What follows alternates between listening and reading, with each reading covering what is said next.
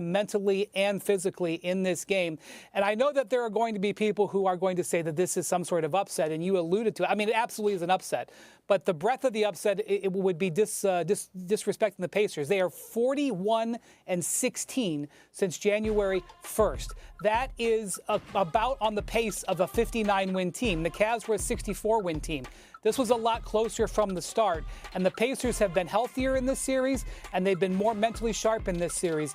You can have a blowout loss on the road. Many championship teams have lost games in blowout fashion on the road. The reason the series is 3-1 and not 2-2 is that the Pacers have been mentally stronger, especially in Game 2, where the Cavs had an inexplicable situation blowing that game. That's why they're on the brink of elimination. And by the way, that win, and Cindy, we can put the full screen up that Artie was just telling me that was originally later in the hour. So home teams in the Eastern Conference semifinals in this round are 4.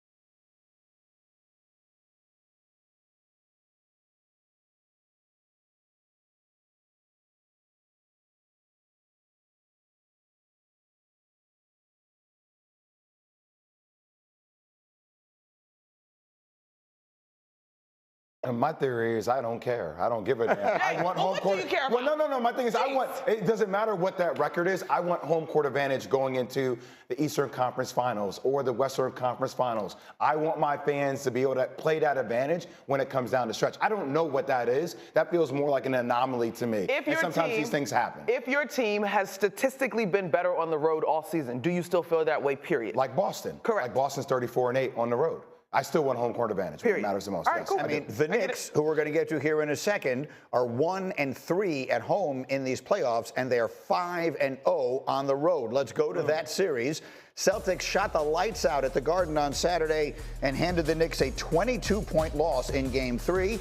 So it is now a 2-1 New York lead in that best of 7. Boston 20 of 40 from 3 after shooting 25 of 100 in the first 2 games.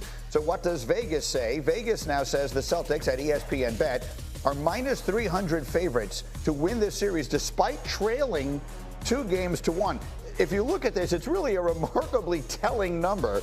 They are a more significant favorite than the Pacers are at this moment to win their series.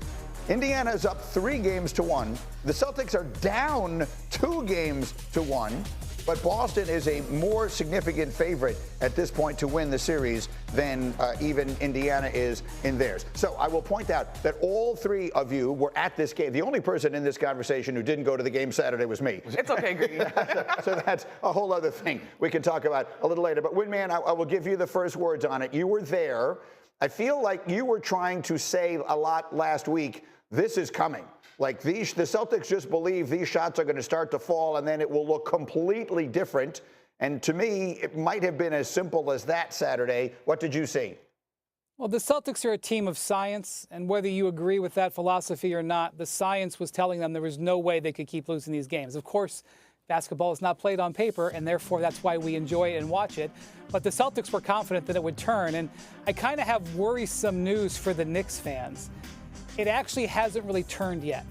There was a couple of Celtics that hit threes, including Peyton Pritchard, who was great. But Jason Tatum and Jaylen Brown were 15 of 37 in this game. They were not out of their slump yet. In fact, the 2 of them, who are super high volume three-point shooters, are still shooting 29% on 3 in this series. The Knicks have to prepare for Tatum and Brown at some point to get untracked.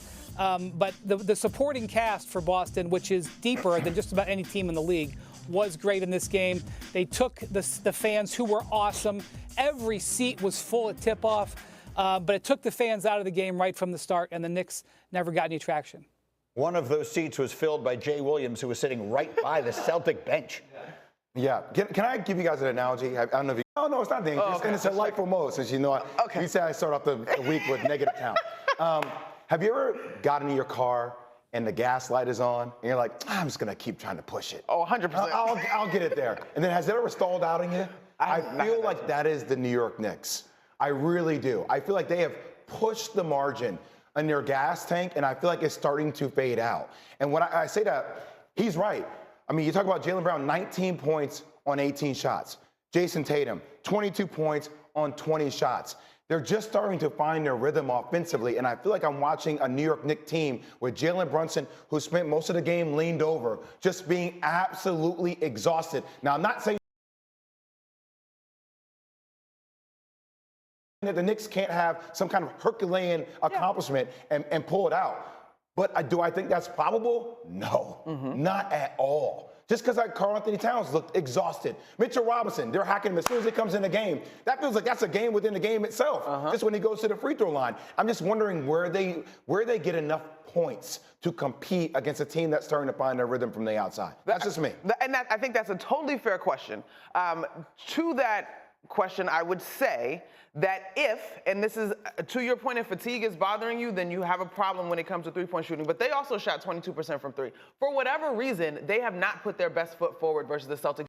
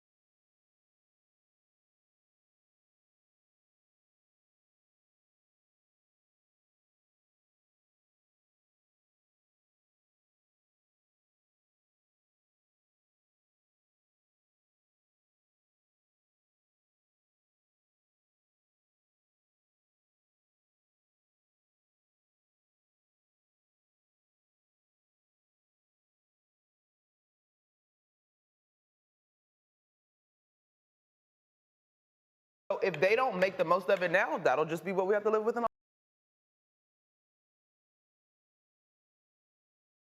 offseason. I just feel like this series is over. You've been saying that since game one, I know. I'm sorry. It's not because I hate on New York Knicks. I love Jalen Brunson. I know since he's been 6 years old, Josh Hart, everybody. I just feel like Boston is a more talented team, and it feels like they're about to kick it into a different gear. I understand. Maybe I'm wrong. If I'm wrong, great. I'll eat crow on this show. Well, no, I mean, I think that you're looking at the odds. The odds makers agree with you. We just showed the Celtics are a pretty significant favorite, down 2-1, and the Knicks still have home court advantage in the series, although, as we've demonstrated, no home team. What's the old expression? A series doesn't start till the home team wins a game? Right. Coming up, the Brunson burner. He's been ice cold. Why is the Knicks superstar struggling? Does he need to go scorched earth tonight for the Knicks to have any chance to win? We're still on that series. Plus, the buck stops here. Will the Greek Freak's future be decided tonight?